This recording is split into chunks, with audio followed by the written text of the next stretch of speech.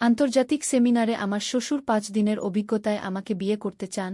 আমি স্তব্ধ হয়ে গেলাম যখন আমার শ্বশুর নিখিলবাবু বললেন, বিদেশে একটি আন্তর্জাতিক সেমিনারে শ্বশুর আর আমি প্রতিনিধি হিসেবে গিয়েছিলাম। ভাষা না জানায় আমরা একসাথে থাকতাম। ৫ দিনের শেষ দিন সাগরের ধারে বসে শ্বশুর আমার হাত ধরে বললেন, এই ৫ দিনে আমি আমার সারা জীবনের চেয়ে বেশি সুখ পেয়েছি। আমার আর স্ত্রী নেই, তোমার স্বামী তোমাকে উপেক্ষা করে। আমাকে বিয়ে করো, আমি তোমাকে রাজরানীর মতো রাখব, বোমা নয়, পত্নী হিসেবে। আমাদের কোম্পানি আমাকে এবং আমার শ্বশুর নিখিলবাবুকে একটি আন্তর্জাতিক সেমিনারে প্রতিনিধি হিসেবে পাঠিয়েছিল। আমরা সমুদ্রের পাশের একটি সুন্দর শহরে গিয়েছিলাম। সেখানকার ভাষা আমরা কেউই জানতাম না, তাই সারাদিন একসাথে থাকতাম।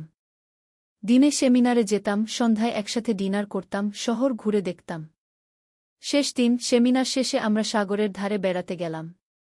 নিখিলবাবু বললেন আমাদের ফেরার আগে সূর্যাস্ত দেখব। আমরা সাগরের ধারে একটি বেঞ্চে বসলাম। সূর্য ধীরে ধীরে সাগরে ডুবে যাচ্ছিল। হঠাৎ নিখিলবাবু আমার হাত ধরলেন। আমি ভাবলাম তিনি সূর্যাস্তের সৌন্দর্য দেখাচ্ছেন। কিন্তু তারপর যা বললেন তাতে আমি হতবাক হয়ে গেলাম। শ্বশুরবাবু, আমি হাত ছাড়িয়ে নিলাম। আপনি কি বলছেন? এসব কি অসংলগ্ন কথা? আমি ঠিকই বলছি বুমা। নিখিলবাবু আবার আমার হাত ধরার চেষ্টা করলেন। এই ৫ দিনে আমি দেখেছি তুমি কি অসাধারণ একজন নারী। আমার ছেলে তোমার মূল্য বোঝে না, তোমাকে উপেক্ষা করে আমার স্বামী আমাকে উপেক্ষা করেন না। আমি প্রতিবাদ করলাম। আপনি আমার শ্বশুর, আমার বাবার বয়সী। এই গল্পটি সম্পূর্ণ শুনলে আপনাদের পানি অটোমেটিক বের হয়ে যাবে, সো যত দ্রুত সম্ভব হাতের কাছে টিস্যু নিয়ে বসে পড়ো। বিছানার চাদর যেন নষ্ট না হয় সেটা সম্পূর্ণ খেয়াল রাখার অনুরোধ জানিয়ে গল্পটি এখন শুরু করব। তার আগে সর্বশেষ অনুরোধ, দয়া করে এমন পানি বের করার গল্প নিয়মিত শুনতে আমাদের চ্যানেলটি সকলেই সাবস্ক্রাইব করুন। ধন্যবাদ। হ্যালো বন্ধুরা, আমার নাম শ্রাবন্তী রায়। আমার বয়স ৪২ বছর। আমার স্বামীর নাম অনিন্দ রায়, বয়স ৪৫ বছর। আমাদের ২ সন্তান, অর্ণব আর দীপা। অর্ণব ১৯ বছর বয়সী, কলেজে পড়ে। দীপা ১২ বছর বয়সী, স্কুলে যায়। আজ আমি তোমাদের একটি সত্যি ঘটনা বলবো যা আমার জীবনে ঘটেছিল। এমন একটি ঘটনা যা আমার পুরো জীবনটাকেই বদলে দিয়েছিল। প্রথমে মনে হয়েছিল এটা আমার জীবনের সবচেয়ে বড় দুঃখের কারণ হবে, কিন্তু শেষ পর্যন্ত এটাই হয়ে উঠল আমার জীবনের সবচেয়ে রোমাঞ্চকর অধ্যায়। গত বছর এপ্রিল মাসে আমাদের কোম্পানি একটা আন্তর্জাতিক সেমিনার আয়োজন করেছিল সিঙ্গাপুরে। আমি ছিলাম মার্কেটিং বিভাগের ডেপুটি ম্যানেজার। আমার পারফরম্যান্স দেখে কোম্পানির চেয়ারম্যান আমাকে এই সেমিনারে যাওয়ার জন্য মনোনীত করলেন। আমার সাথে যাবেন আমার শ্বশুর নিখিলবাবু, যিনি আমাদের কোম্পানির ফাইন্যান্স হেড। আমি উত্তেজিত ছিলাম। এটা ছিল আমার প্রথম আন্তর্জাতিক ট্রিপ। কিন্তু একটা সমস্যা ছিল, আমার শ্বশুরের সাথে আমার সম্পর্ক তেমন ভালো ছিল না। তিনি সবসময় আমার ত্রুটি খুঁজতেন, আমার কাজে দোষ ধরতেন। বাড়িতে আসলে আমার স্বামীকে আমার নামে নানা অভিযোগ করতেন। মাঝে মাঝে ভাবতাম উনি বুঝি আমাকে পছন্দই করেন না। যাই হোক, কোম্পানির কাজে যাওয়া, তাই অস্বীকার করার কোনো উপায় ছিল না। আমি প্যাকিং করলাম, স্বামী আর বাচ্চাদের বুঝিয়ে সুঝিয়ে গেলাম সিঙ্গাপুর। নিখিলবাবু এয়ারপোর্টে আমাকে দেখে মুখ অন্যদিকে ঘুরিয়ে নিলেন। বুঝলাম ৫ দিন আমার উপর নজর রাখতে হবে। সিঙ্গাপুর এয়ারপোর্টে পৌঁছাতেই আমাদের দুজনের জন্য কোম্পানির লোক উপস্থিত ছিল। তারা আমাদের হোটেলে নিয়ে গেল। নিখিলবাবুর রুম আর আমার রুম ছিল পাশাপাশি। আমার মনে হল এই ৫ দিন আমার কাছে দীর্ঘ ৫ বছরের মতো মনে হবে। প্রথম দিন থেকেই আমার ধারণা পাল্টাতে শুরু করল। নিখিলবাবু ফ্লাইটে অনেক পরিশ্রান্ত হয়ে গিয়েছিলেন। তিনি হোটেলে পৌঁছে ঘরে ঢুকতেই অসুস্থ হয়ে পড়লেন। আমি পাশের রুমে শুয়েছিলাম, হঠাৎ একটা গোঙানির শব্দ শুনলাম। দরজা খুলে দেখি নিখিলবাবু মেঝেতে পড়ে গেছেন। শ্বশুরবাবু, আমি চিৎকার করে উঠলাম। আপনি কি ঠিক আছেন? আপনার কি হয়েছে? নিখিলবাবু একটা শব্দ করতে পারছিলেন না। তার বুকে হাত রেখেছিলেন, মুখে যন্ত্রণার ছাপ। আমি দৌড়ে রিসেপশনে ফোন করলাম। হোটেলের ডাক্তার এলেন। নিখিলবাবুর হঠাৎ হৃদরোগের আক্রমণ হয়েছিল।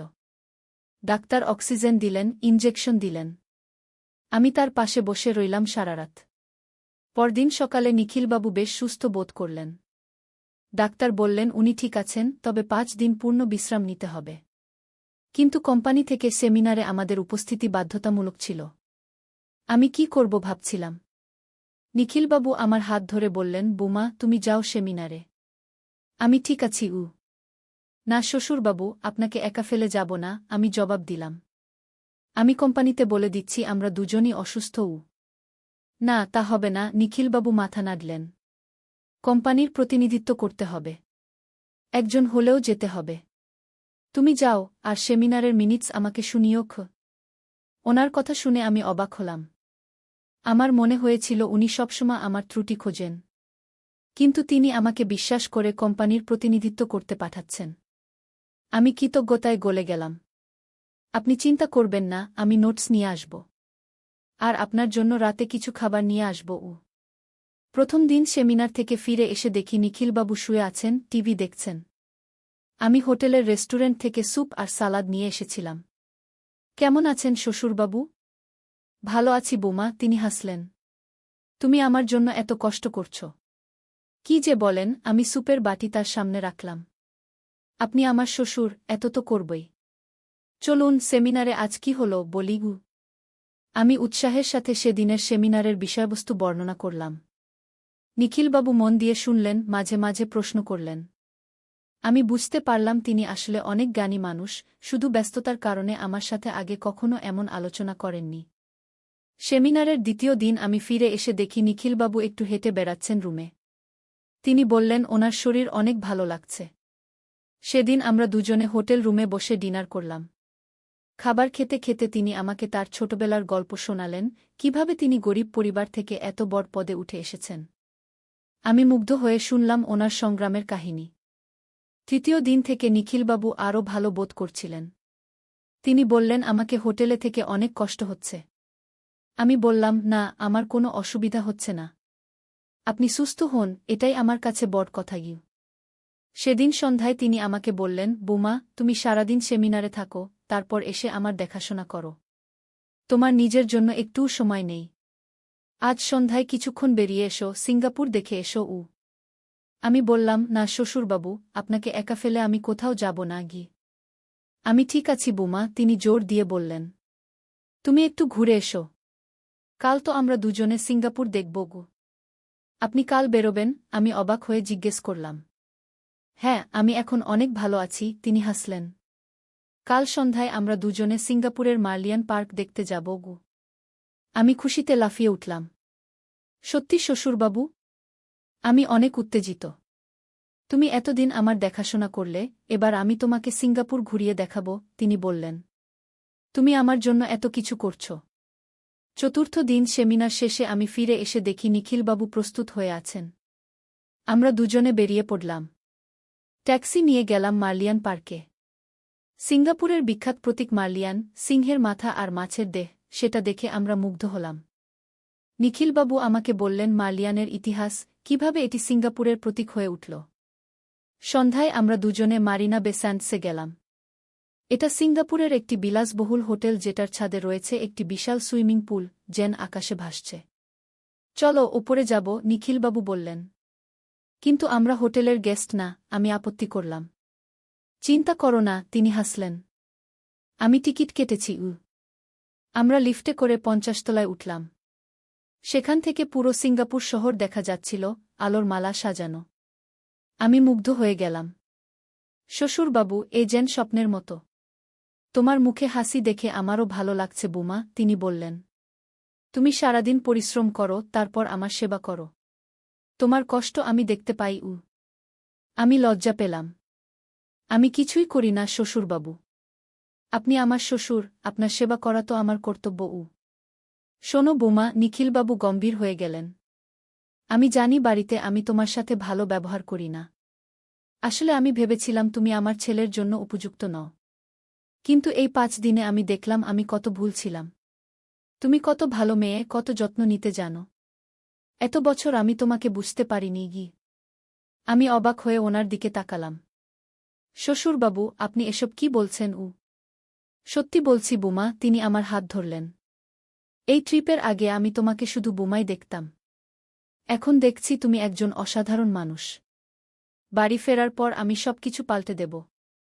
তোমাকে আর কখনো কষ্ট দেব না। আমার চোখে জল এসে গেল। এত বছর আমি শুধু শ্বশুরের অবহেলায় পেয়েছি। আজ তিনি আমাকে সম্মান দিচ্ছেন, আমার গুণ দেখতে পাচ্ছেন। পরদিন ছিল আমাদের সিঙ্গাপুর ট্যুরের শেষ দিন। সেমিনার শেষ করে আমি হোটেলে ফিরলাম। নিখিলবাবু আমার জন্য অপেক্ষা করছিলেন। চলো বুমা, আজ সাগরের ধারে যাব। সূর্যাস্ত দেখব গু।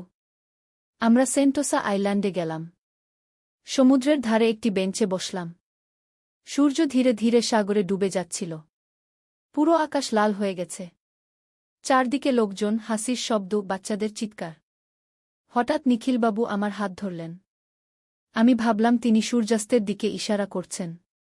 কিন্তু তিনি আমার হাতে চাপ দিলেন। আমি ওনার দিকে তাকালাম। তার চোখে এক অদ্ভুত দৃষ্টি। শ্রাবন্তী, এই 5 দিনে আমি আমার সারা জীবনের চেয়ে বেশি সুখ পেয়েছি গু। আমি চমকে উঠলাম। কেন জানি না, কিন্তু আমার বুকের ভেতর ধুকপুক করতে লাগল। আমার আর স্ত্রী নেই, আমি একা। আমি দেখেছি অনিন্দ তোমাকে সময় দেয় না, তোমাকে উপেক্ষা করে গি। শ্বশুরবাবু, আমি অবাক হয়ে বললাম। আপনি কি বলছেন? শ্রাবন্তী, আমি চাই তুমি আমার জীবনে থাকো। আমাকে বিয়ে করো, আমি তোমাকে রাজরানীর মতো রাখব, বুমা নয়, পত্নী হিসেবে গু। শ্বশুরবাবু, আমি হাত ছাড়িয়ে নিলাম। আপনি কি বলছেন? এসব কি অসংলগ্ন কথা? আমি ঠিকই বলছি বুমা। নিখিলবাবু আবার আমার হাত ধরার চেষ্টা করলেন। এই 5 দিনে আমি দেখেছি তুমি কি অসাধারণ একজন নারী। আমার ছেলে তোমার মূল্য বোঝে না, তোমাকে উপেক্ষা করে গি। আমার স্বামী আমাকে উপেক্ষা করেন না, আমি প্রতিবাদ করলাম। আপনি আমার শ্বশুর, আমার বাবার বয়সী। বয়স শুধু একটা সংখ্যা, তিনি বললেন। আমি তোমাকে সুখী করতে পারি উ। আমি পাথরের মতো বসে রইলাম। আমার মাথা ঘুরছিল। কয়েকদিন আগেও এই মানুষটা আমার অবহেলা করতেন, আমার ত্রুটি খুঁজতেন। আর আজ তিনি আমাকে বিয়ে করতে চাইছেন? এটা কি কোনো দুঃস্বপ্ন? কি করে এমন হল? আমি দেখেছি কিভাবে তুমি আমার সেবা করেছ তি।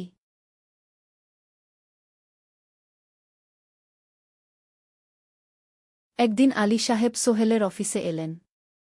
সোহেল তাকে দেখে অবাক হয়ে গেল। স্যার, আপনি এখানে? হ্যাঁ সোহেল, তোমার অফিস একবার দেখতে চাইলাম। খুব সুন্দর হয়েছে গু। আলী সাহেব পুরো অফিস ঘুরে দেখলেন। কর্মচারীদের সাথে কথা বললেন। তারপর সোহেলের রুমে এসে বসলেন। সোহেল, তুমি অনেক দূর এসেছ। মনে আছে 7 বছর আগে তুমি যখন আমার অফিসে প্রথম এসেছিলে? চা বানানোর কাজ করতে? হ্যাঁ স্যার, সব মনে আছে ইউ। আমি গর্বিত যে আমি তোমাকে একটা সুযোগ দিয়েছিলাম। আর তুমি সেই সুযোগকে কাজে লাগিয়েছ। জানো সফলতার মূল সূত্র কি? কি স্যার? কঠোর পরিশ্রম, সততা আর হাল না ছাড়া। তোমার মধ্যে এই 3টা গুণই আছে গু। সোহেল চোখে জল নিয়ে বলল, আপনি না থাকলে আজ আমি এখানে পৌঁছাতে পারতাম না স্যার উ। না সোহেল, আমি শুধু একটা দরজা খুলে দিয়েছিলাম। ভেতরে ঢুকে পথ তৈরি করেছ তুমি নিজে গু। আলী সাহেব চলে যাওয়ার আগে বললেন, আমার একটা বড় প্রজেক্ট আছে। একটা 20 ফ্লোর বিজনেস টাওয়ার। আমি চাই তুমি এই প্রজেক্টে আমার সাথে পার্টনার হও। 50-50। রাজি? সোহেল অবাক হয়ে গেল। এত বড় প্রজেক্ট? স্যার, আমার কি যথেষ্ট সামর্থ্য আছে? আছে। আমি বিশ্বাস করি উ। সোহেল রাজি হয়ে গেল। এটা তার জীবনের সবচেয়ে বড় প্রজেক্ট হবে। 50 অধ্যায়, বড় চ্যালেঞ্জ। 20 ফ্লোর বিজনেস টাওয়ারের কাজ শুরু হল। এটা সোহেলের জীবনের সবচেয়ে বড় চ্যালেঞ্জ। প্রজেক্টের বাজেট প্রায় 10 করোড় টাকা। সোহেলকে 5 করোড় টাকা ইনভেস্ট করতে হবে। সোহেল তার সব সঞ্চয়ে, ব্যাংক লোন আর কিছু ইনভেস্টর থেকে টাকা জোগাড় করল। এটা একটা বিশাল ঝুঁকি। যদি প্রজেক্ট ব্যর্থ হয়, সব শেষ। মিনা চিন্তিত ছিল। সোহেল, এত বড় ঝুঁকি নেওয়া ঠিক হবে? মিনা, জীবনে বড় কিছু করতে হলে ঝুঁকি নিতে হয়। আমি এই সুযোগ হাতছাড়া করতে চাই না গিয়ে। কিন্তু যদি কিছু ভুল হয়? ভুল হবে না। আমি আলী সাহেবের সাথে আছি। উনি আমাকে গাইড করবেন গে। প্রজেক্ট শুরু হল। প্রথম 6 মাস সব ভালোই চলছিল। কাজ সময়মতো হচ্ছে, বাজেট ঠিক আছে। কিন্তু 7 মাসের মাথায় একটা বড় সমস্যা দেখা দিল। একজন প্রধান ইনভেস্টর হঠাৎ তার টাকা ফেরত চাইলেন। তিনি অন্য একটা জরুরি কাজে টাকা লাগবে বলে জানালেন।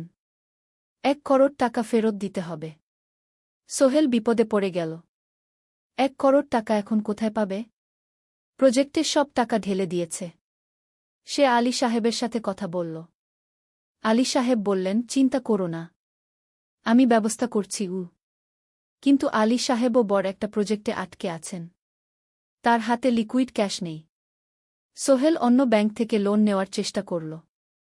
কিন্তু ব্যাংক বলল, ইতিমধ্যে তার অনেক লোন আছে, নতুন লোন দিতে পারবে না। সোহেল রাতে ঘুমাতে পারছিল না। খাওয়া দাওয়া বন্ধ করে দিয়েছিল। মিনা তাকে দেখে খুব চিন্তিত হয়ে গেল। সোহেল, প্লিজ নিজেকে এভাবে শেষ করে ফেলো না। কোনো একটা রাস্তা বের হবেই কি। কিন্তু সোহেল কোনো রাস্তা দেখতে পাচ্ছিল না। ইনভেস্টর 15 দিন সময় দিয়েছে। 15 দিনের মধ্যে টাকা ফেরত না দিলে তিনি আইনি ব্যবস্থা নেবেন। 10 দিন কেটে গেল। সোহেল কোনো সমাধান খুঁজে পেল না। সে প্রায় হাল ছেড়ে দিয়েছিল। 11 দিনের দিন একটা অপ্রত্যাশিত ঘটনা ঘটল। জাহিদ ভাই, সোহেলের পুরনো সহকর্মী, তার অফিসে এলেন। জাহিদ ভাই এখন একটা রিয়েল এস্টেট কোম্পানিতে সিনিয়র ম্যানেজার। সোহেল, আমি তোমার সমস্যার কথা শুনেছি। হ্যাঁ ভাই, আমি বিপদে পড়েছি। আমি তোমাকে সাহায্য করতে চাই। আমার কিছু সঞ্চয় আছে, 5 লাখ টাকা। তুমি নাও। সোহেল চোখে জল নিয়ে বলল, ভাই আমি কিছু বলার দরকার নেই। তুমি আমাকে অনেক কিছু শিখিয়েছ। তোমার কাছ থেকে পরিশ্রম আর সততা শিখেছি। এখন আমার পালা তোমাকে সাহায্য করার। জাহিদ ভাই চলে যাওয়ার পর আরও 2 জন এলো। একজন সোহেলের পুরনো ক্লায়েন্ট, আরেকজন তার কর্মচারী। 2 জন মিলে আরও 8 লাখ টাকা দিল। করিম মামা 20 লাখ টাকা ব্যবস্থা করলেন। তার কিছু বন্ধুদের কাছ থেকে ধার করে। মিনা তার সব গয়না বিক্রি করে 10 লাখ টাকা দিল। সবাই মিলে প্রায় 45 লাখ টাকা জোগাড় হল। বাকি 65 লাখ টাকা সোহেল তার অফিসের সব অ্যাসেট বিক্রি করে আর একটা প্রাইভেট ফিন্যান্স কোম্পানি থেকে উচ্চ সুদে লোন নিয়ে ব্যবস্থা করল। ঠিক 14 দিনের দিন সোহেল ইনভেস্টরকে 1 করোড় টাকা ফেরত দিল। ইনভেস্টর টাকা নিয়ে চলে গেলেন। সোহেল তার অফিসে ফিরে এসে চেয়ারে বসে কাঁদল। এত চাপ, এত টেনশন, সব যেন একসাথে বের হয়ে এলো। মিনা এসে তাকে জড়িয়ে ধরল। আমরা পেরেছি সোহেল, আমরা পেরেছি। 16 অধ্যায়, পুনরুদ্ধার। এই ঘটনার পর সোহেল আরও সাবধান হয়ে গেল। সে বুঝল, ব্যবসায় শুধু সাহস নয়, বুদ্ধিও লাগে। ঝুঁকি নিতে হয়, কিন্তু হিসাব করে। প্রজেক্ট চলতে থাকল। এবার সোহেল আরও সতর্কতার সাথে সবকিছু পরিচালনা করল। প্রতিটা খরচ হিসাব করল, প্রতিটা সিদ্ধান্ত ভেবেচিন্তে নিল। আরও 1 বছর পর 20 ফ্লোর বিজনেস টাওয়ার সম্পন্ন হল। চমৎকার বিল্ডিং, শহরের অন্যতম সুন্দর ভবন। বিল্ডিংয়ের উদ্বোধন অনুষ্ঠানে শহরের মেয়র এলেন। অনেক ব্যবসায়ী, সাংবাদিক এলো। সোহেলের নাম পত্রিকায় ছাপা হল। স্বপ্নের শহরে এক তরুণ উদ্যোক্তার সফলতার গল্প। প্রজেক্ট থেকে সোহেলের লাভ হল প্রায় 2 করোড় টাকা। এই টাকা দিয়ে সে সব ঋণ শোধ করল। জাহিদ ভাইয়ের টাকা ফেরত দিল। করিম মামার ঋণ শোধ করল। যারা সাহায্য করেছিল সবাইকে টাকা ফেরত দিল। মিনার জন্য নতুন গয়না কিন। আরও সুন্দর। তার মাকে গ্রামে একটা নতুন পাকা বাড়ি বানিয়ে দিল। মা কাঁদতে কাঁদতে বললেন, তোর বাবা বেঁচে থাকলে কত খুশি হতো। তুই আমার সব স্বপ্ন পূরণ করেছিস। সোহেল নিজেদের জন্য একটা ফ্ল্যাট কিন। 4 রুমের ফ্ল্যাট, সমুদ্রের কাছে। এখন আর ভাড়া বাড়িতে থাকতে হয় না। 17 অধ্যায়, প্রতিদান। সোহেল এখন একজন প্রতিষ্ঠিত উদ্যোক্তা। কিন্তু সে তার শেখ ভোলেনি। যে গ্রাম থেকে সে এসেছে, যারা তাকে সাহায্য করেছে, কাউকেই ভোলেনি। সে তার গ্রামে একটা স্কুল বানিয়ে দিল। সোহেল ফাউন্ডেশন স্কুল কো গরিব ছেলেমেয়েরা ফ্রিতে পড়তে পারবে। ভালো শিক্ষক নিযোগ দিল। ভালো পড়াশোনার ব্যবস্থা করল। শহরে একটা ফ্রি মেডিকেল ক্লিনিক খুলল। গরিব মানুষরা ফ্রিতে চিকিৎসা পাবে। প্রতি বছর 10 জন মেধাবী কিন্তু গরিব ছাত্রছাত্রীকে স্কলারশিপ দেওয়া শুরু করল। তারা বিনামূল্যে পড়াশোনা করতে পারবে। একদিন একটা টিভি চ্যানেল সোহেলের ইন্টারভিউ নিতে এলো। আপনার সফলতার গোপন সূত্র কি? সোহেল একটু ভেবে বলল, কঠোর পরিশ্রম, সততা আর হাল না ছাড়া। এই 3টা জিনিস যদি কারো মধ্যে থাকে, সে যে কোনো কিছু অর্জন করতে পারে। আর সবচেয়ে বড় কথা, যারা আমাকে সাহায্য করেছে তাদের ছাড়া আমি কিছুই না। একা কেউ সফল হতে পারে না। আপনার পরবর্তী স্বপ্ন কি? আমি চাই আরও মানুষকে সাহায্য করতে। আমার মতো যারা গ্রাম থেকে শহরে আসে তাদের জন্য একটা ট্রেনিং সেন্টার খুলব। তারা সেখানে বিভিন্ন স্কিল শিখতে পারবে, চাকরি পাবে, নিজের পায়ে দাঁড়াতে পারবে। অষ্টাদশ অধ্যায়, নতুন প্রজন্ম। আরও 5 বছর কেটে গেল। সোহেল এখন ৪৫ বছরের। তার মেয়ে সারা এখন ৯ বছরের। স্কুলে ক্লাস 4-এ পড়ে। খুব মেধাবী মেয়ে। একদিন সারা বাবাকে জিজ্ঞেস করল, বাবা, তুমি কিভাবে এত বড় হলে? আমার বন্ধুরা বলে তুমি একজন সফল মানুষ গো। সোহেল তাকে কোলে নিয়ে বসল। বাবা, তুমি জানো তোমার দাদু ছিলেন একজন স্কুল শিক্ষক। খুব সৎ মানুষ। কিন্তু আমরা গরিব ছিলাম। আমি রিকশা চালাতাম। রিকশা? সত্যি? হ্যাঁ। তারপর আমি এই শহরে এলাম। অনেক কষ্ট করেছি। কিন্তু হাল ছাড়িনি। মানুষ আমাকে সাহায্য করেছে। আর আমি কঠোর পরিশ্রম করেছি। বাবা, আমিও কি তোমার মতো হতে পারব? অবশ্যই পারবে বাবা। তবে মনে রেখো, সফলতা মানে শুধু টাকা পয়সা না। সফলতা মানে ভালো মানুষ হওয়া, অন্যদের সাহায্য করা, সৎ থাকা। সারা মাথা নাড়ল। আমি ভালো মানুষ হব বাবা। সোহেল তার মেয়েকে জড়িয়ে ধরল। মনে মনে ভাবল তার জীবনের সব কষ্ট সার্থক হয়েছে। মিনা রান্নাঘর থেকে ডাকল, খাবার তৈরি। এসো। সোহেল সারাকে নিয়ে ডাইনিং টেবিলে গেল। ঋতু এসেছে। সে এখন বিয়ে করেছে, তার একটা ছেলে হয়েছে। সোহেলের মা মাঝে মাঝে চট্টগ্রামে বেড়াতে আসেন। আজও এসেছেন। সবাই মিলে খেতে বসল। হাসিগল্পে ভরা পরিবার। সোহেল তাকাল তার মায়ের দিকে, মিনার দিকে, সারার দিকে, ঋতুর দিকে। মনে হল জীবনে আর কি চাই? খাওয়া শেষে সবাই বসে রইল। গল্প করছিল। হঠাৎ সোহেলের ফোন বাজল। অফিস থেকে। একটা জরুরি বিষয়। সোহেল ফোন রেখে দিয়ে মিনাকে বলল, একটা নতুন প্রজেক্টের প্রস্তাব এসেছে। একটা এতিমখানা বানানোর কাজ। সরকারি প্রজেক্ট। তুমি নেবে? অবশ্যই। এটা আমার স্বপ্নের প্রজেক্ট। যেসব বাচ্চাদের বাবা মা নেই তাদের জন্য একটা সুন্দর জায়গা। মিনা হাসল। তুমি কখনো বদলাও না। এখনো অন্যদের কথা ভাবো। এটাই তো জীবন মিনা। শুধু নিজের জন্য বাঁচলে কি হবে? 49 অধ্যায়, উত্তরাধিকার। 10 বছর আরও কেটে গেল। সোহেল এখন 55 বছরের। তার চুলে পাক ধরেছে। কিন্তু শক্তি এখনও আগের মতোই। সারা এখন 19 বছরের।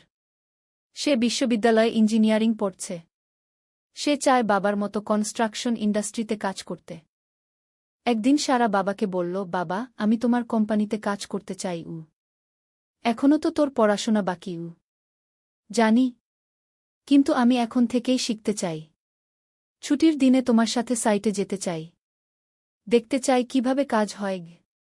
সোহেল খুশি হয়ে গেল। তার মেয়ে তার পথ অনুসরণ করতে চায়। ঠিক আছে। কিন্তু শর্ত হল, তোকে সবকিছু নিজ থেকে শিখতে হবে। কোনো স্পেশাল ট্রিটমেন্ট পাবি না। আমি তো তাই চাই বাবাগু। সারা তার বাবার সাথে কাজ শিখতে শুরু করল। সে দেখল কিভাবে শ্রমিকরা কাজ করে, কিভাবে ম্যাটেরিয়াল বাছাই করতে হয়, কিভাবে একটা প্রজেক্ট ম্যানেজ করতে হয়। সোহেল তাকে কোনো সহজ পথ দিল না। সারাকেও সবার মতো কষ্ট করতে হল। সাইটে রোদে দাঁড়িয়ে থাকতে হল। শ্রমিকদের সাথে কথা বলতে হল। কিন্তু সারা হাল ছাড়ল না। সে তার বাবার মেয়ে। পরিশ্রম করতে জানে। 3 বছর পর সারা গ্রাজুয়েট হল। সে সোহেলের কোম্পানিতে জুনিয়র প্রজেক্ট ম্যানেজার হিসেবে যোগ দিল। সোহেল ধীরে ধীরে সারাকে বড় দায়িত্ব দিতে শুরু করল। সারা তার বাবার মতোই সৎ, পরিশ্রমী। 20 অধ্যায়, সমাপ্তি নয়, নতুন শুরু। আরও 5 বছর পর। সোহেল এখন 60 বছরের। সে সিদ্ধান্ত নিল, এবার অবসর নেওয়ার সময় এসেছে। কোম্পানির দায়িত্ব সারাকে দেবে। একটা অনুষ্ঠান করা হল। সোহেল আনুষ্ঠানিকভাবে কোম্পানির চেয়ারম্যান পদ থেকে অবসর নিল। সারা হল নতুন ম্যানেজিং ডিরেক্টর। সোহেল তার বক্তব্যে বলল, আমি যখন এই শহরে এসেছিলাম আমার পকেটে ছিল মাত্র 5,000 টাকা। একটা ছোট্ট ব্যাগ। আর অনেক স্বপ্ন। আজ 40 বছর পর আমি পেছনে ফিরে তাকাই, দেখি একটা দীর্ঘ পথ। সেই পথে অনেক কষ্ট ছিল, অনেক বাধা ছিল। কিন্তু ছিল অনেক ভালোবাসাও। অনেক মানুষের সাহায্যও। আমি বিশ্বাস করি সফলতা একা আসে না। এটা আসে অনেক মানুষের সমর্থন, ভালোবাসা আর বিশ্বাস নিয়ে। আমি যা কিছু অর্জন করেছি তা আমার একার না। এটা আমার পরিবারের, আমার কর্মচারীদের, আমার বন্ধুদের, সবার। আজ আমি আমার মেয়ে সারার হাতে এই দায়িত্ব তুলে দিচ্ছি। আমি জানি সে আমার চেয়ে ভালো করবে। কারণ সে শিখেছে আমার ভুল থেকে, আমার অভিজ্ঞতা থেকে। অনুষ্ঠান শেষ হল। সবাই চলে গেল। সোহেল আর মিনা অফিসে একা দাঁড়িয়ে রইল। মিনা, মনে আছে আমরা প্রথম কখন দেখা হয়েছিলাম? হ্যাঁ, তোমার সেই ছোট্ট মুদি দোকানে। তুমি বিস্কুট কিনতে এসেছিলে। কে ভেবেছিল সেই দিন থেকে আমাদের এই পর্যস্বপ্নের শহর? প্রথম অধ্যায়, যাত্রা শুরু। সকাল 7টা বেজে গেছে। ঢাকার কমলাপুর রেলস্টেশনে মানুষের ভিড়। চারদিকে চা বিস্কুট বিক্রেতাদের চিৎকার, ট্রেনের হর্ন আর যাত্রীদের কোলাহল। এই বিশাল ভিড়ের মধ্যে একটা ছোট্ট ব্যাগ হাতে দাঁড়িয়ে আছে সোহেল। বয়স মাত্র 22। গায়ের রং শ্যামলা, চোখে স্বপ্নের ঝিলিক। ভাইজা, চট্টগ্রামের টিকিট আছে? সোহেল টিকিট কাউন্টারের সামনে দাঁড়িয়ে জিজ্ঞেস করল। আছে। ৩০ টাকা। কাউন্টারের লোকটা উত্তর দিল। সোহেল তার পকেট থেকে টাকা বের করল। মোট ৫,০০০ টাকা। এই টাকা সে জমিয়েছে গত ৩ বছরে রিকশা চালিয়ে। তার স্বপ্ন ছিল চট্টগ্রাম গিয়ে একটা ভালো চাকরি পাওয়া। গ্রামে আর থাকতে চায় না সে। বাবা মারা গেছেন ১০ বছর আগে। মা আর ছোট বোন ঋতুকে নিয়ে সংসার চালাচ্ছিল রিকশা চালিয়ে। কিন্তু এভাবে তো আর সারা জীবন চলবে না। টিকিট কেটে সোহেল প্ল্যাটফর্মে এল। ট্রেন ছাড়বে আর মাত্র ১৫ মিনিট পরে। সে একটা বেঞ্চে বসে পড়ল। ব্যাগটা বুকের কাছে চেপে ধরল। এই ব্যাগে আছে তার সব সম্পদ, কিছু কাপড়, একটা ছোট্ট ফটো ফ্রেমে বাবা মায়ের ছবি, আর কিছু টাকা। কোথায় যাচ্ছেন? পাশে বসা একজন বয়স্ক মানুষ জিজ্ঞেস করলেন। চট্টগ্রাম কাকা। চাকরি খুঁজতে যাচ্ছি। কে? সোহেল বিনয়ের সাথে উত্তর দিল। ভালো। তবে শহরে সাবধানে থাকবেন। শহর মানে অনেক সুযোগ, কিন্তু অনেক ফাঁদও আছে। বয়স্ক লোকটা বললেন। সোহেল মাথা নাড়ল। সে জানে শহরের জীবন সহজ না। কিন্তু তার কোনো বিকল্প নেই। গ্রামে রিকশা চালিয়ে মাসে ৩,৫০০ টাকা আয় হতো। তার মধ্যে সংসার চালাতে হতো, বোনের স্কুলের খরচ দিতে হতো, মায়ের ওষুধের খরচ দিতে হতো। কিছুই বাঁচত না। আর এই জীবন থেকে বেরোনোর একটাই পথ, শহরে গিয়ে ভালো কাজ খুঁজে নেওয়া। সোহেল মনে মনে ভাবল তার বাবার কথা। বাবা ছিলেন একজন স্কুল শিক্ষক। খুব সৎ মানুষ ছিলেন।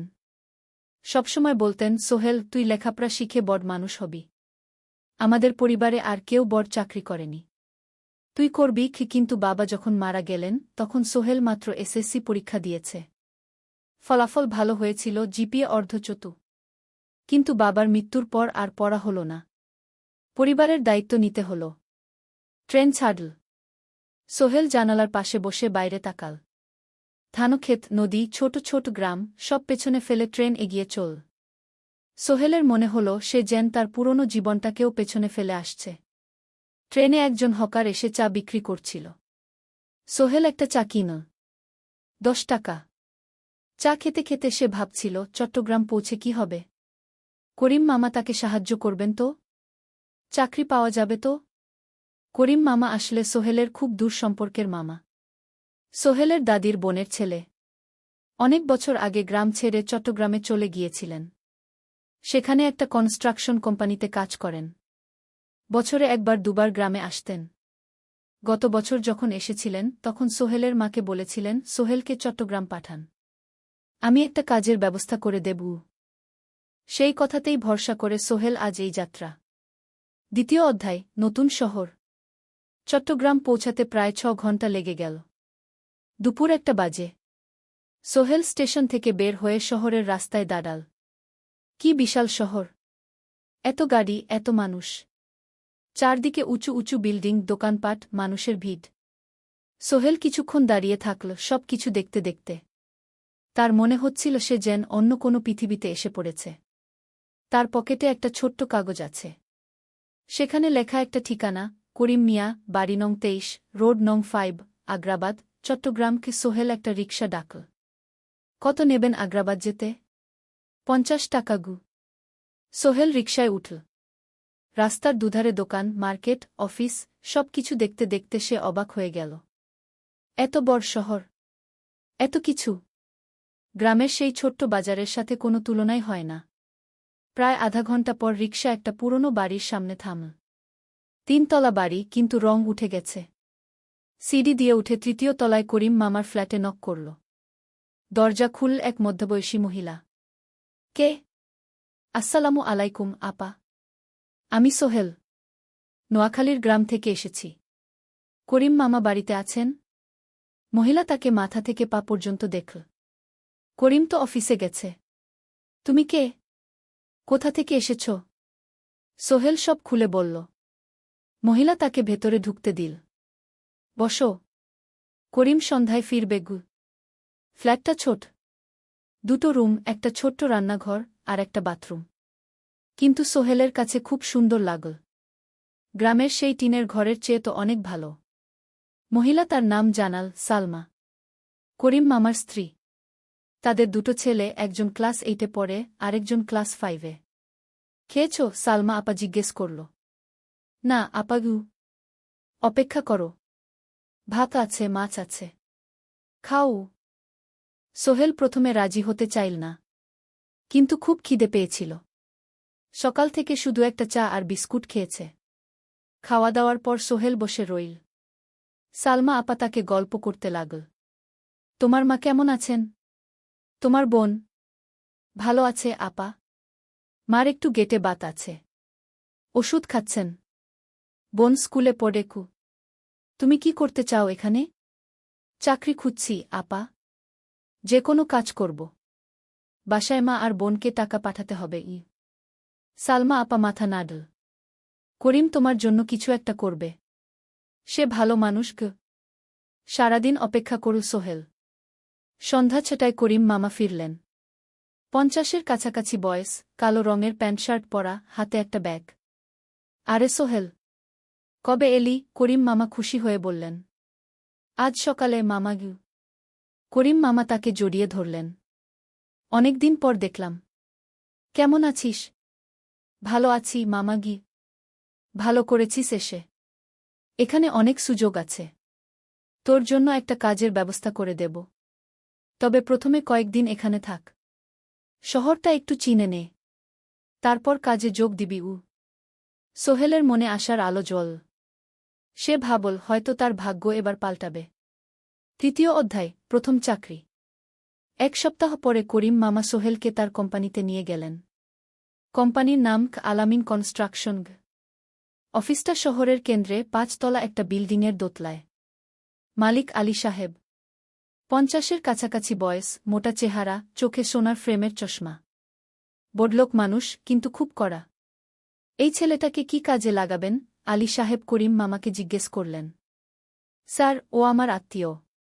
গ্রাম থেকে এসেছে। খুব পরিশ্রমী। যে কোনো কাজে লাগাতে পারেন। আলী সাহেব সোহেলের দিকে তাকালেন। তুমি কি পড়েছ? Sir, SSC pass. জিপিএ অর্ধচতু। হুম। ভালো। কম্পিউটার চালাতে পারো?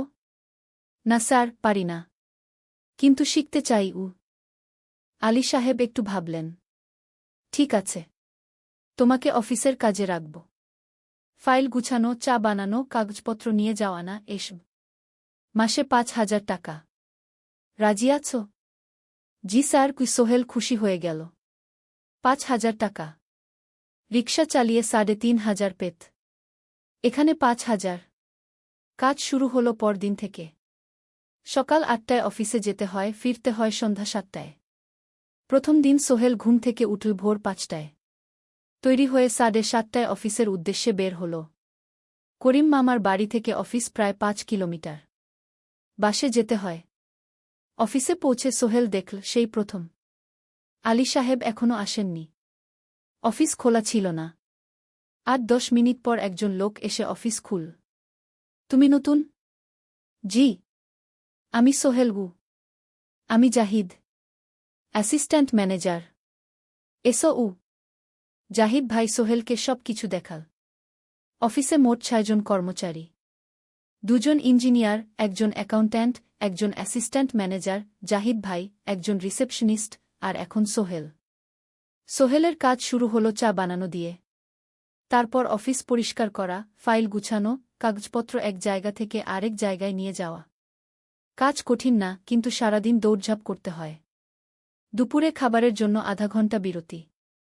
সোহেল একটা ছোট হোটেলে গিয়ে ভাতরাল তরকারি খেল। 50 টাকা। সন্ধ্যায় অফিস বন্ধ হল। সোহেল ক্লান্ত হয়ে বাসায় ফিরল। কেমন লাগল প্রথম দিন? করিম মামা জিজ্ঞেস করলেন। ভালো মামা। অনেক কিছু শিখলাম ঘ। প্রথম মাসের শেষে সোহেল বেতন পেল 5,000 টাকা। সে 3,000 টাকা মাকে পাঠাল। মা ফোনে কাঁদতে লাগলেন। আল্লাহ তোকে ভালো রাখুক সোহেল। সোহেলের চোখেও জল এল। তার মনে হল সে একটা বড় কাজ করতে পেরেছে। চতুর্থ অধ্যায়, শহরের জীবন। 3 মাস কেটে গেল। সোহেল এখন শহরের সাথে মিশে গেছে। প্রতিদিন অফিসে যাও আসার পথে সে দেখে হাজারো মানুষের জীবন। কেউ সফল, কেউ ব্যর্থ, কিন্তু সবাই চলছে নিজের পথে। সোহেল অফিসের কাজের পাশাপাশি কম্পিউটার শেখার চেষ্টা করছে। অফিসে একটা কম্পিউটার আছে। যখন কেউ ব্যবহার করে না, তখন সোহেল একটু একটু শিখার চেষ্টা করে। জাহিদ ভাই তাকে সাহায্য করেন। সোহেল, তুমি যদি কম্পিউটার ভালোভাবে শিখতে পারো, তাহলে তোমার ভবিষ্যৎ উজ্জ্বল। জাহিদ ভাই একদিন বললেন। কিভাবে শিখব ভাই? ট্রেনিং সেন্টারে যাও। সন্ধ্যায় ক্লাস আছে। মাসে 2,000 টাকা লাগবে গি। সোহেল ভাবল। 2,000 টাকা অনেক, কিন্তু এটা বিনিয়োগ, ভবিষ্যতের জন্য। সে একটা ট্রেনিং সেন্টারে ভর্তি হল। সপ্তাহে 3 দিন, সন্ধ্যা 7:30 থেকে রাত 9টা পর্যন্ত ক্লাস। কম্পিউটারের basic, MS Word, Excel, PowerPoint, internet ব্যবহার। একদিন অফিস থেকে ফেরার সময় সোহেল একটা দোকানে চা খেতে গেল। দোকানের পাশেই একটা ছোট্ট মুদি দোকান। সেখানে একটা মেয়ে বসে আছে। বয়স হবে 20-এর কাছাকাছি। সাদাসিধে চেহারা, সাদা শাড়ি পরা, কিন্তু চোখে এক ধরনের দৃঢ়তা। ভাইজা, 1 প্যাকেট বিস্কুট দেন কি? সোহেল বলল। মেয়েটা বিস্কুট দিল। 20 টাকা। সোহেল টাকা দিয়ে যাচ্ছিল, হঠাৎ মেয়েটা বলল, আপনি নতুন এসেছেন এই এলাকায়, তাই না? হ্যাঁ। 3 মাস হল। কিভাবে বুঝলেন? আপনার চেহারা দেখেই বোঝা যায়। এখনও গ্রামের ছোঁয়া আছে। আর আপনি প্রতিদিন এই পথ দিয়ে যান। দেখেছি কি? মেয়েটা হাসল। সোহেলও হেসে ফেল। আপনি খুব পর্যবেক্ষক মনে হচ্ছে গি। জীবনে অনেক কিছু দেখেছি, তাই মানুষকে চিনতে শিখেছি গি। আপনার নাম? মিনা। এই দোকান আমার বাবার। উনি অসুস্থ, তাই আমি দেখছি গু। সেদিন থেকে সোহেল প্রায়ই সেই দোকানে যেতে শুরু করল। মিনার সাথে গল্প করত। ধীরে ধীরে তাদের মধ্যে একটা বন্ধুত্ব তৈরি হল। মিনাও তার জীবনের গল্প বলল। মিনার মা মারা গেছেন যখন সে মাত্র 7 বছরের। বাবা আব্দুল হামিদ একা হাতে মিনাকে বড় করেছেন। মুদি দোকান দিয়ে সংসার চালান। মিনা কলেজে পড়ে, অনার্স 2nd ইয়ার। সকালে কলেজে যায়, দুপুরে ফিরে এসে দোকান সামলায়। বাবার হার্টের সমস্যা আছে, তাই ভারী কাজ করতে পারেন না। তোমার স্বপ্ন কি? একদিন সোহেল জিজ্ঞেস করল। গ্র্যাজুয়েশন শেষ করে একটা ভালো চাকরি করব। তারপর বাবাকে ভালো চিকিৎসা করাব। তুমি? আমিও চাকরি করে পরিবারকে ভালোভাবে দেখভাল করতে চাই। মা আর বোনকে নিয়ে শহরে আনব একদিন ঘু। দুজনেই নিজেদের স্বপ্নের কথা বলতে গিয়ে বুঝল তাদের স্বপ্ন অনেকটা একই রকম। 5ম অধ্যায়, বিপদ। 6 মাস কেটে গেল। সোহেল এখন আলী সাহেবের খুব প্রিয় কর্মচারী। সে শুধু চা বিস্কুট দেওয়ার কাজই করে না, এখন কম্পিউটারেও কিছু কাজ শিখেছে। ছোটখাটো টাইপিং, ডেটা এন্ট্রি, এসব করতে পারে। আলী সাহেব খুশি হয়ে তার বেতন বাড়িয়ে 8,000 টাকা করে দিয়েছেন। একদিন রাতে সোহেল অফিস থেকে ফিরছিল। সেদিন একটু দেরি হয়ে গেছে। রাত প্রায় 9টা। সাধারণত সোহেল সন্ধ্যা 7:30টায় ফিরে। কিন্তু সেদিন অফিসে একটা জরুরি কাজ ছিল। বাস থেকে নেমে সোহেল বাড়ির দিকে হাঁটছিল। হঠাৎ একটা অন্ধকার গলিতে 3 জন লোক তাকে ঘিরে ধরল। তাদের চেহারা দেখেই বোঝা যাচ্ছিল ভালো উদ্দেশ্য নিয়ে আসেনি। টাকা দে তাড়াতাড়ি, একজন বলল। তার হাতে একটা ছুরি। সোহেল ভয় পেয়ে গেল। ভাই, আমার কাছে খুব কম টাকা আছে গি। যা আছে দে। তাড়াতাড়ি করো। সোহেল কাঁপতে কাঁপতে তার পকেট থেকে ৫ টাকা বের করে দিল। এই টাকা দিয়ে সে বাজার করবে ভেবেছিল। কিন্তু ছিনতাইকারীরা সন্তুষ্ট হল না। শুধু ৫ টাকা? তোর ব্যাগে কি আছে? তারা সোহেলের ব্যাগ কেড়ে নিল। ব্যাগে ছিল তার মোবাইল, কম্পিউটার ট্রেনিং সেন্টারের সার্টিফিকেট আর কিছু গুরুত্বপূর্ণ কাগজপত্র। না ভাই, ব্যাগটা ফেরত দেন। ওতে আমার জরুরি জিনিস আছে। মোবাইল নিয়ে নেন, কিন্তু ব্যাগটা দেন গু। কিন্তু ওরা শুনল না। একজন সোহেলকে জোরে ধাক্কা দিল। সোহেল পড়ে গেল। মাথা রাস্তার কংক্রিটে ধাক্কা লেগে গেল। রক্ত বের হল। ৩ জন দৌড়ে পালিয়ে গেল। কিছুক্ষণ সোহেল অজ্ঞান হয়ে পড়ে রইল। তারপর ধীরে ধীরে জ্ঞান ফিরল। মাথায় প্রচণ্ড ব্যথা। সে উঠে দাঁড়ানোর চেষ্টা করল, কিন্তু মাথা ঘুরছিল। কোনোমতে একটা দেয়াল ধরে দাঁড়াল। একজন পথচারী তাকে দেখে থামল। কি হয়েছে ভাই? ছিনতাই হয়েছে গি? এসো, আমি তোমাকে হাসপাতালে নিয়ে যাই। কিন্তু সোহেল রাজি হল না। না, ঠিক আছি। বাড়ি যেতে পারব। সে কোনোমতে করিম মামার বাড়িতে পৌঁছাল। দরজা খুলেই সালমা আপা চিৎকার করে উঠলেন। ও আল্লাহ! কি হয়েছে? করিম মামা দৌড়ে এলেন। সোহেলকে ভেতরে নিয়ে গেলেন। তার মাথায় জল ঢেলে রক্ত পরিষ্কার করলেন। ক্ষতটা বেশ গভীর। হাসপাতালে যেতে হবে কি? করিম মামা বললেন। তারা একটা অটোরিকশা নিয়ে নিকটস্থ হাসপাতালে গেলেন। ডাক্তার সোহেলের মাথায় ৩টা সেলাই দিলেন। বলল, ১ সপ্তাহ বিশ্রাম নিতে হবে। কোনো ভারী কাজ করা যাবে না। হাসপাতাল থেকে ফিরে সোহেল শুয়ে রইল। তার মনে হচ্ছিল সবকিছু শেষ হয়ে গেছে। মোবাইল চলে গেছে, গুরুত্বপূর্ণ কাগজপত্র চলে গেছে। এখন ১ সপ্তাহ অফিস করতে পারবে না। পরদিন সকালে করিম মামা আলী সাহেবকে ফোন করে সব জানালেন। আলী সাহেব বললেন, ঠিক আছে, সোহেল ভালো হয়ে এলে আসবে। চিন্তার কিছু নেই গি।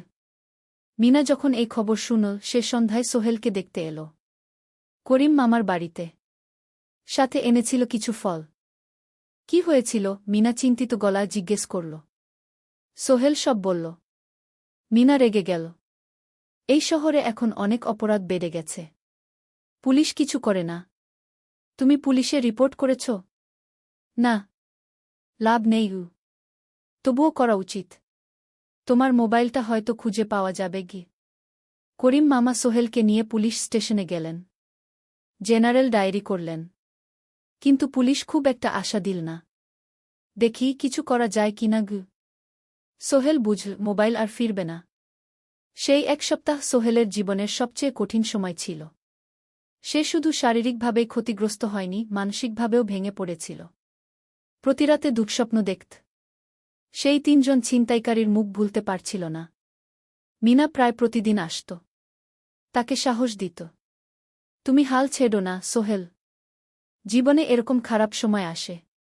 কিন্তু এটা কাটিয়ে ওঠাই হলো আসল বীরত্ব। সোহেলের মা গ্রাম থেকে ফোন করতেন।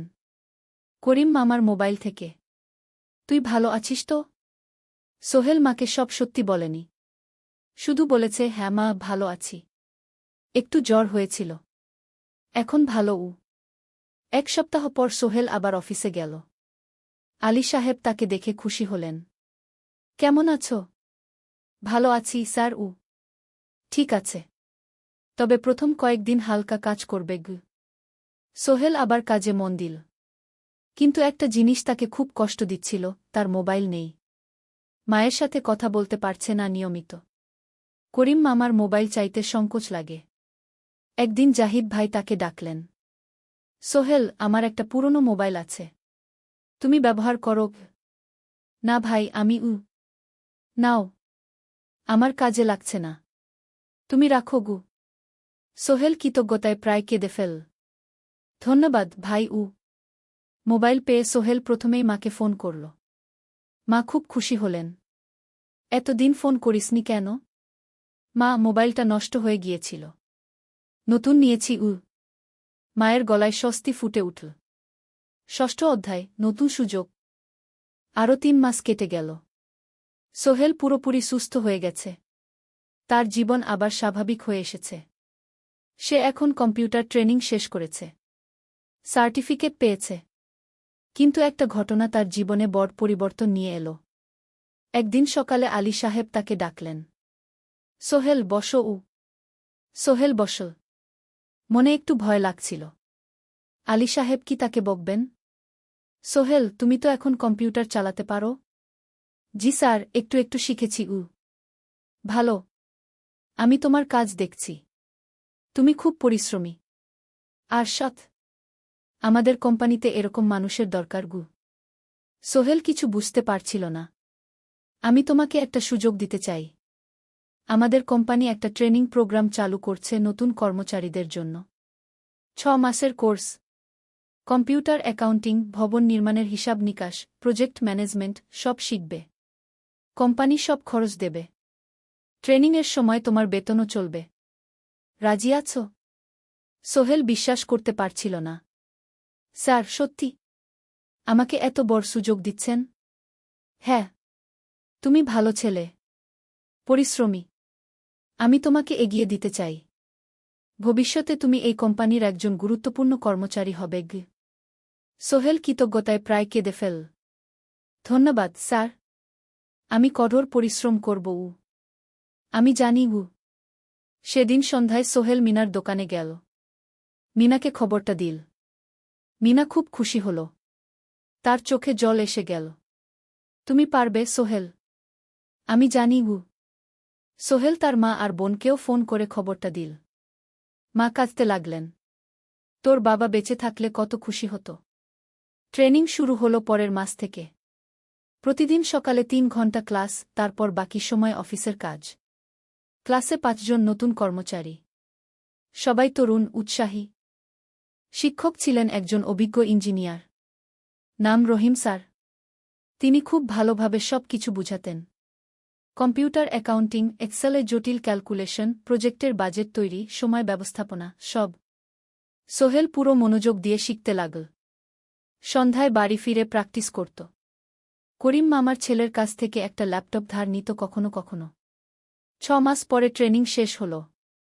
সবাই সার্টিফিকেট পেল। আলী সাহেব একটা অনুষ্ঠান করলেন। সোহেল সেরা পারফর্মার হিসেবে একটা বিশেষ পুরস্কার পেল, 5,000 টাকা বোনাস। আলী সাহেব ঘোষণা করলেন, সোহেল, আজ থেকে তুমি আমাদের জুনিয়র অ্যাকাউন্ট অ্যাসিস্ট্যান্ট। তোমার বেতন 15,000 টাকা। সোহেল অবাক হয়ে গেল। 8,000 থেকে 15,000, প্রায় দ্বিগুণ। সেদিন রাতে সোহেল ঘুমাতেই পারল না। খুশিতে, উত্তেজনায় তার চোখে ঘুম নেই। সে ভাবল তার জীবন কিভাবে বদলে যাচ্ছে। 2 বছর আগে যে রিকশা চালাত, আজ সে একটা নামকরা কোম্পানির অ্যাকাউন্ট অ্যাসিস্ট্যান্ট। 7ম অধ্যায়, প্রেম ও প্রস্তাব। 1.5 বছর হয়ে গেল সোহেলের চট্টগ্রাম আসার। সে এখন একজন সফল যুবক। তার মা গ্রামে খুব খুশি। প্রতি মাসে সোহেল 10,000 টাকা পাঠায়। ছোট বোন ঋতু এখন কলেজে ভর্তি হয়েছে সোহেলের পাঠানো টাকায়। মায়ের চিকিৎসাও ভালোভাবে হচ্ছে। মিনার সাথে সোহেলের সম্পর্ক এখন আর শুধু বন্ধুত্ব নয়। দুজন দুজনকে ভালোবাসে। কিন্তু কেউ কাউকে সরাসরি বলার সাহস পায়নি। প্রতিদিন দেখা হয়, গল্প হয়, কিন্তু সেই একটা কথা বলা হয়ে ওঠে না। একদিন শুক্রবার ছুটির দিন। সোহেল মিনাকে বলল, আজ কি একটু ঘুরতে যাবে? কোথায়? পতেঙ্গা বিচ। তুমি কি কখনো গেছ? না। কিন্তু আমার দোকান। শুক্রবার। তোমার বাবা সামলাবে। মিনা রাজি হয়ে গেল। দুপুরে দুজনে বাস নিয়ে পতেঙ্গা গেল। সমুদ্র দেখে মিনা অবাক হয়ে গেল। কি সুন্দর। দুজনে বালিতে বসল। ঢেউয়ের শব্দ শুনতে শুনতে গল্প করছিল। হঠাৎ সোহেল বলল, মিনা, তোমার সাথে কিছু বলার ছিল। বলো। সোহেল একটা লম্বা শ্বাস নিল। তুমি জানো, আমি তোমাকে ভালোবাসি। মিনা হাসল। তার চোখ ভিজে গেল। জানি। আমিও তোমাকে ভালোবাসি সোহেল। সোহেল অবাক হয়ে গেল। সত্যি? হ্যাঁ। অনেকদিন ধরেই জানি। তুমি আমার জীবনে এসে সব কিছু বদলে দিয়েছ।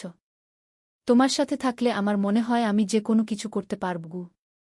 দুজনে কিছুক্ষণ চুপ করে বসে রইল। সমুদ্রের ঢেউ এসে পায়ে লাগছিল। সূর্য পশ্চিমে ঢলে পড়ছে। আকাশ লালকুমলা হয়ে গেছে। কিন্তু আমার বাবার সাথে কথা বলতে হবে কি? মিনা বলল। আমি তৈরি। যখন বলবে তখন বলবো। পরের সপ্তাহে সোহেল মিনার বাবার সাথে কথা বলল। আব্দুল হামিদ সাহেব প্রথমে একটু দ্বিধা করলেন। তুমি কোনো পরিবারের ছেলে? তোমার বাবা কি করতেন? সোহেল সব সত্যি বলল। তার বাবা ছিলেন স্কুল শিক্ষক। মারা গেছেন 10 বছর আগে। মা গ্রামে থাকেন। ছোট বোন কলেজে পড়ে। তুমি নিজে কি করো? আমি আলামিন কনস্ট্রাকশন কোম্পানিতে জুনিয়র অ্যাকাউন্ট অ্যাসিস্ট্যান্ট। মাসে 15,000 টাকা বেতন। আব্দুল হামিদ সাহেব ভাবলেন। তারপর বললেন, দেখো মিনা আমার একমাত্র সন্তান। তার মা নেই। আমি একা তাকে বড় করেছি। আমি চাই মিনা একজন ভালো ছেলের সাথে বিয়ে হোক। তুমি দেখতে ভালো ছেলে মনে হচ্ছে। কিন্তু আমাকে তোমার মায়ের সাথে দেখা করতে হবে। তোমার পরিবারকে জানতে হবে। জি আঙ্কেল। আমি ব্যবস্থা করছি। সোহেল খুশিতে আটখানা। সে সেদিন রাতেই তার মাকে ফোন করল। মাকে সব বলল। মা প্রথমে অবাক হলেন। তারপর খুশি হলেন। মিনা মেয়েটা কেমন? খুব ভালো মা। তুমি দেখলে পছন্দ করবে। ঠিক আছে। আমি আর ঋতু আসছি চট্টগ্রাম। 2 সপ্তাহ পর সোহেলের মা আর বোন চট্টগ্রাম এলো। সোহেল তাদের নিয়ে মিনার বাড়িতে গেল। 2 পরিবার একসাথে বসল। মিনার বাবা সোহেলের মাকে দেখে খুশি হলেন। সোহেলের মা সহজ সরল ভদ্রমহিলা। আপনার ছেলে খুব ভালো। মিনা তাকে পছন্দ করে। আমিও রাজি। আব্দুল হামিদ সাহেব বললেন। আমার সোহেল সৎ ছেলে। মিনাকে খুব ভালোবাসে। আমি জানি ও মিনাকে সুখে রাখবে। কি সোহেলের মা বললেন। বিয়ের তারিখ ঠিক হল। 3 মাস পর। এই 3 মাসে সোহেল যথেষ্ট টাকা জমাবে। বিয়ে হবে সাদামাটা কিন্তু সুন্দর। 8ম অধ্যায় নতুন পথ। 3 মাস কেটে গেল দ্রুত। সোহেল প্রতিদিন কঠোর পরিশ্রম করছিল। অফিসে তার কাজের প্রশংসা হচ্ছে। আলী সাহেব তাকে এখন ছোটখাটো প্রজেক্টের হিসাব দেখতে দিচ্ছেন। সোহেল তার সঞ্চিত টাকা দিয়ে বিয়ের আয়োজন করল। বিয়ে হল মিনার বাড়ির কাছের একটা কমিউনিটি সেন্টারে। খুব বেশি লোক আসেনি। 2 পরিবারের আত্মীয় স্বজন আর অফিসের কয়েকজন সহকর্মী। কিন্তু অনুষ্ঠান ছিল খুব সুন্দর। সোহেল যখন মিনাকে বিয়ের পোশাকে দেখল, তার মনে হল পৃথিবীর সবচেয়ে সুন্দর মেয়ে সে। লাল শাড়ি পরা, মুখে হালকা মেকআপ, কিন্তু তার স্বাভাবিক সৌন্দর্য ছিল আসল। বিয়ের পর সোহেল একটা ছোট্ট ফ্ল্যাট ভাড়া নিল। 2 রুমের ফ্ল্যাট, মাসে ভাড়া 5,000 টাকা। মিনা এখনও তার পড়াশোনা চালিয়ে যাচ্ছে। আরও 1 বছর বাকি গ্র্যাজুয়েশন শেষ হতে। সোহেলের মা আর বোন গ্রামে ফিরে গেল। মা বলে গেলেন, সোহেল, মিনাকে ভালো রাখিস। মেয়েরা অনেক ত্যাগ করে সংসার করতে। জানি মা। নতুন জীবন শুরু হল। সোহেল সকালে অফিসে যায়, সন্ধ্যায় ফেরে। মিনা সকালে কলেজে যায়, দুপুরে ফিরে রান্না করে, ঘর গোছায়। সন্ধ্যায় দুজনে একসাথে বসে পড়াশোনা করে, গল্প করে, টিভি দেখে। জীবন সুন্দর ছিল। কিন্তু চ্যালেঞ্জও ছিল। মাসিক খরচ, ভাড়া 5,000, বাজার 3,000, বিদ্যুৎ গ্যাস 1,000, মায়ের জন্য 5,000, মিনার কলেজের খরচ 1,000-2,000। মোট প্রায় 14,000 টাকা। বাঁচত মাত্র 1,000 খানেক। কিন্তু সোহেল হাল ছাড়ল না। সে সন্ধ্যায় একটা কম্পিউটার ট্রেনিং সেন্টারে পার্ট টাইম পড়ানো শুরু করল। সপ্তাহে 3 দিন 2 ঘন্টা করে। এতে মাসে আরও 3,000 টাকা আসতে লাগল। মিনাও বসে থাকল না। সে বাড়িতে বসে কয়েকজন স্কুলের ছাত্রছাত্রীকে টিউশন পড়াতে শুরু করল। মাসে 2,000 টাকা আয়। এভাবে কেটে গেল 6 মাস। দুজন মিলে পরিবার চালাচ্ছে, স্বপ্ন দেখছে। একদিন সোহেল বলল, মিনা, আমি একটা নতুন স্বপ্ন দেখছি। কি? আমি নিজে একটা ছোট্ট কনস্ট্রাকশন কোম্পানি খুলতে চাই। ছোট ছোট প্রজেক্ট নেব। বাড়ি মেরামত, ছোট বিল্ডিং বানানো, এসব। তোমার কি যথেষ্ট অভিজ্ঞতা আছে? আছে। আমি 2 বছর ধরে এই কাজের সাথে জড়িত। অনেক কিছু শিখেছি। আর আলী সাহেবও আমাকে সাহায্য করবেন। কিন্তু টাকা কোথায়? কোম্পানি খুলতে তো অনেক টাকা লাগবে। আমি জমাচ্ছি। আরও 1 বছর কাজ করব। তারপর চেষ্টা করব। মিনা তাকে সমর্থন দিল। তুমি পারবে। তোমার মধ্যে সেই শক্তি আছে কি। নবম অধ্যায়, চ্যালেঞ্জের সময়। কিন্তু ভাগ্য সবসময় অনুকূলে থাকে না। সোহেল যখন স্বপ্ন দেখছিল নিজের কোম্পানি খোলার, তখনই একটা বড় সমস্যা এল। আলী সাহেবের কোম্পানি একটা বড় প্রজেক্ট পেয়েছিল, একটা 10তলা বিল্ডিং বানানোর কাজ। কিন্তু প্রজেক্টের প্রধান ইনভেস্টর হঠাৎ পালিয়ে গেল। তিনি কোম্পানির কাছ থেকে প্রায় 50 লাখ টাকা নিয়ে গেছেন, কিন্তু কাজ শেষ হয়নি। কোম্পানি বড় ক্ষতির মুখে পড়ল। আলী সাহেব অনেক কর্মচারীকে ছাঁটাই করতে বাধ্য হলেন। প্রায় 10 জনকে চাকরি থেকে বাদ দিলেন। বাকিদের বেতন কমাতে হল। সোহেলকে আলী সাহেব ডেকে বললেন, সোহেল, আমি তোমাকে রাখতে চাই। তুমি বিশ্বস্ত কর্মচারী। কিন্তু তোমার বেতন কমাতে হবে 15,000 থেকে 10,000 সোহেল মনে মনে চিন্তায় পড়ে গেল। 10,000 টাকায় সংসার চলবে কিভাবে? মায়ের খরচ, ভাড়া, বাজার সব মিলিয়ে তো 14,000 টাকা লাগে। কিন্তু সে কিছু বলল না। ঠিক আছে স্যার। বাড়ি ফিরে সোহেল মিনাকে সব বলল। মিনা চিন্তিত হয়ে গেল। এখন কি হবে?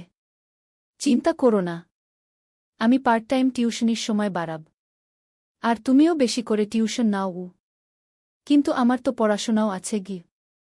জানি, কিন্তু এখন এটাই করতে হবে গু। সোহেল সন্ধ্যায় আরও 2টো জায়গায় পার্ট টাইম কাজ খুঁজল। একটা দোকানের সন্ধ্যায় হিসাব দেখার কাজ পেল, মাসে 2,000 টাকা। আরেকটা জায়গায় সপ্তাহান্তে কম্পিউটার রিপেয়ারের কাজ পেল, মাসে 1,500 টাকা। মিনাও 3 জন নতুন স্টুডেন্ট নিল টিউশনে। তার আয় বাড়ল 2,000 থেকে 3,500-এ। কঠিন সময় ছিল। সোহেল সকাল 8টায় অফিসে যেত, সন্ধ্যা 6টায় ফিরত। তারপর একটু বিশ্রাম নিয়ে 7:30টায় বের হতো পার্ট টাইম কাজে। রাত 10টায় বাড়ি ফিরত। রবি সোমবার কম্পিউটার রিপেয়ারের কাজ। মিনাও সকালে কলেজে যেত, দুপুরে ফিরে রান্না করত, তারপর বিকেলে টিউশন পড়াত। রাতে খাওয়া দাওয়ার পর পড়াশোনা করত। দুজনেরই শরীর খারাপ হতে শুরু করল। সোহেল একদিন অফিসে অজ্ঞান হয়ে পড়ে গেল। ডাক্তার দেখাতে নিয়ে গেল।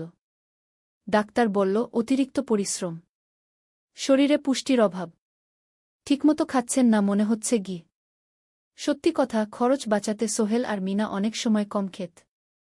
মাংস মাছ কিনত সপ্তাহে একদিন, বাকি সময় শাকসবজি, ডাল। মিনা সোহেলকে বলল, আর নয় সোহেল, তুমি এভাবে নিজেকে শেষ করে ফেলছ। আমার পড়াশোনা বন্ধ করে দিই, আমি ফুল টাইম চাকরি করি গি। না, সোহেল জোর দিয়ে বলল, তোমার পড়াশোনা বন্ধ হবে না। আরও মাত্র 6 মাস বাকি, তুমি গ্রাজুয়েট হবেই গি।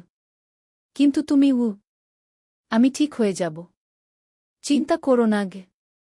কিন্তু পরিস্থিতি আরও খারাপ হলো যখন সোহেলের মায়ের অসুখ হল। হার্টের সমস্যা। হাসপাতালে ভর্তি করতে হল। খরচ 50,000 টাকা। সোহেলের হাতে এত টাকা কোথায়? সে করিম মামার কাছে ধার চাইল। করিম মামা 20,000 টাকা দিলেন। বাকি 30,000 টাকা সোহেল একটা এনজিও থেকে ঋণ নিল। সুদের হার মাসে 2%। মায়ের চিকিৎসা হল, তিনি সুস্থ হয়ে গেলেন। কিন্তু সোহেল এখন ঋণের বোঝায় পড়ে গেল। প্রতি মাসে 3,000 টাকা করে কিস্তি দিতে হবে। সেই রাতে সোহেল আর মিনা বিছানায় শুয়ে কথা বলছিল। সোহেল বলল, মিনা, আমি মনে হয় ভুল করেছি। শহরে এসে বিয়ে করে তোমাকে কষ্টে ফেলেছি গু। মিনা তার হাত ধরল। না সোহেল, তুমি ভুল করনি। জীবনে এরকম খারাপ সময় আসে, কিন্তু এটা কাটিয়ে ওঠাই হলো আসল শক্তি। আমরা একসাথে আছি, একসাথে থাকব, সব কিছু ঠিক হয়ে যাবে। মিনার কথায় সোহেল একটু সাহস পেল। হ্যাঁ, হাল ছাড়া যাবে না। 10ম অধ্যায়, আলোর দিকে। 3 মাস পরে পরিস্থিতি একটু ভালো হতে শুরু করল। আলী সাহেবের কোম্পানি একটা নতুন প্রজেক্ট পেল, একটা স্কুল বিল্ডিং বানানোর কাজ। কোম্পানি আবার স্থিতিশীল হতে শুরু করল। আলী সাহেব সোহেলকে ডেকে বললেন, সোহেল, আমি তোমার কঠোর পরিশ্রম দেখেছি। খারাপ সময়েও তুমি কোম্পানি ছেড়ে যাওনি। আমি কৃতজ্ঞ। আজ থেকে তোমার বেতন আবার 15,000 টাকা গু। সোহেল খুশি হয়ে গেল।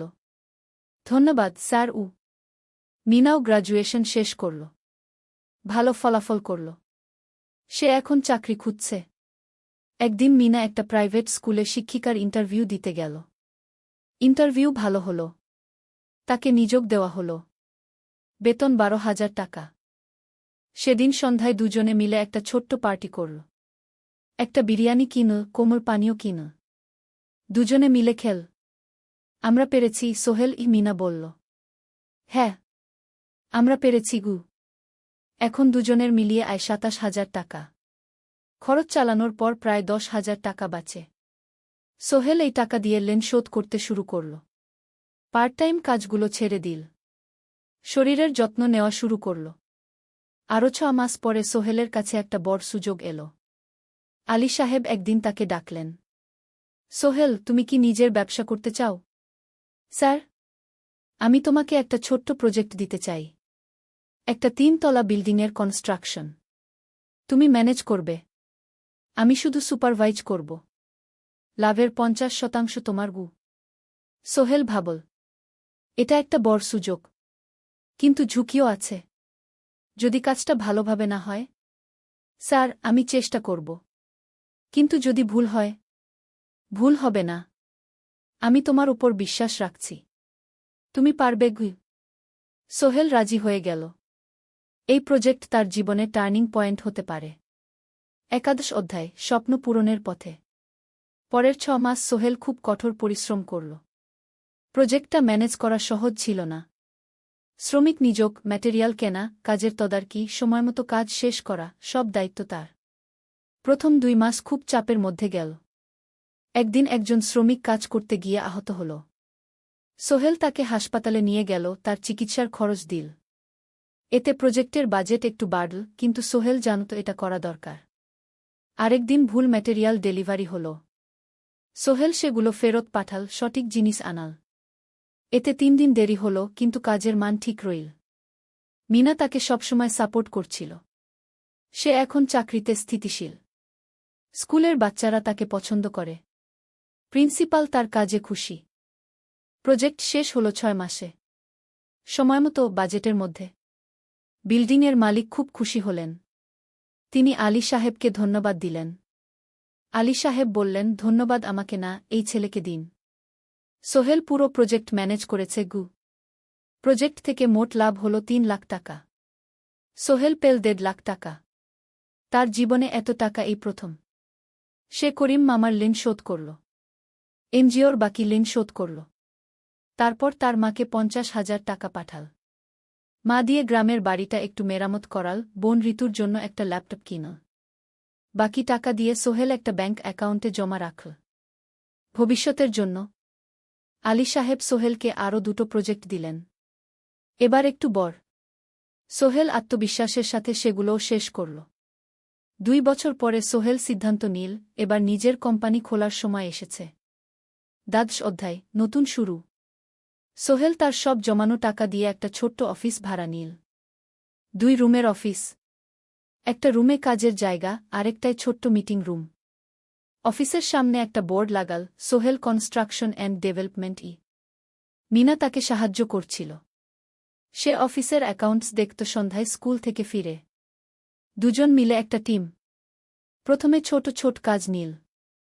বাড়ি মেরামত, দোকান সংস্কার, ছোট বিল্ডিং কনস্ট্রাকশন। কাজের মান ভালো রাখার চেষ্টা করল। সময়মতো শেষ করল। দাম ন্যায্য রাখল। ধীরে ধীরে সোহেলের সুনাম ছড়িয়ে পড়ল। মানুষ তাকে বিশ্বাস করত। তার কাছে নতুন নতুন কাজ আসতে লাগল। প্রথম বছর খুব কষ্ট হল। কখনো লাভ হতো, কখনো লস। কিন্তু সোহেল থেমে থাকল না। সে শিখতে লাগল ব্যবসা কিভাবে চালাতে হয়। দ্বিতীয় বছরে পরিস্থিতি ভালো হল। সোহেল এখন 3 জন স্থায়ী কর্মচারী নিযোগ দিল।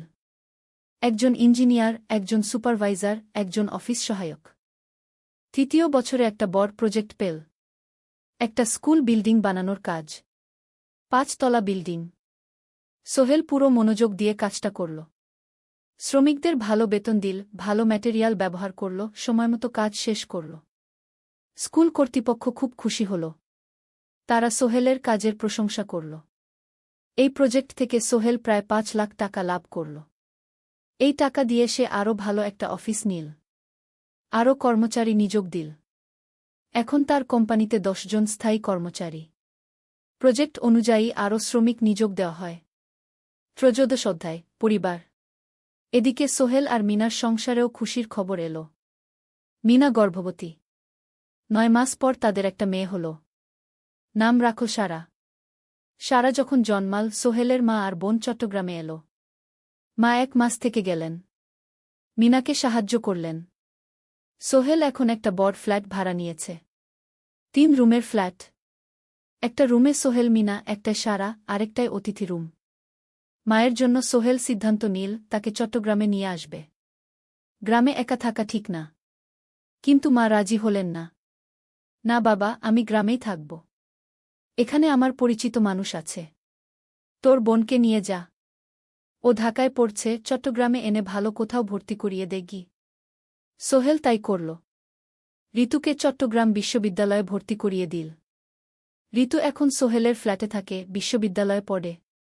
সোহেলের মনে হল তার জীবন এখন পরিপূর্ণ। স্ত্রী, মেয়ে, বোন সবাই তার কাছে। ব্যবসা ভালো চলছে। মা গ্রামে সুখে আছেন। 14 অধ্যায় সফলতার শিখরে। 5 বছর কেটে গেল। সোহেল এখন একজন সফল উদ্যোক্তা। তার কোম্পানি কি সোহেল কনস্ট্রাকশন অ্যান্ড ডেভেলপমেন্ট এখন চট্টগ্রামে বেশ পরিচিত। প্রায় 30 জন কর্মচারী তার অধীনে কাজ করে। সোহেল এখন শুধু ছোট প্রজেক্ট করে না, বড় বড় প্রজেক্টও করে। একটা 8তলা বিজনেস কমপ্লেক্স বানানোর কাজ পেয়েছে। একটা হাসপাতাল বিল্ডিং বানাচ্ছে। মিনা এখনও স্কুলে পড়ায়। সে এখন ভাইস প্রিন্সিপাল। সাথে সোহেলের কোম্পানির অ্যাকাউন্টস ম্যানেজার। দুজন মিলে ব্যবসা চালা। সারা এখন 4 বছরের। স্কুলে ভর্তি হয়েছে। খুব চালাক মেয়ে। ঋতু বিশ্ববিদ্যালয় থেকে গ্রাজুয়েট হয়ে একটা ব্যাংকে চাকরি পেয়েছে। একদিন আলী সাহেব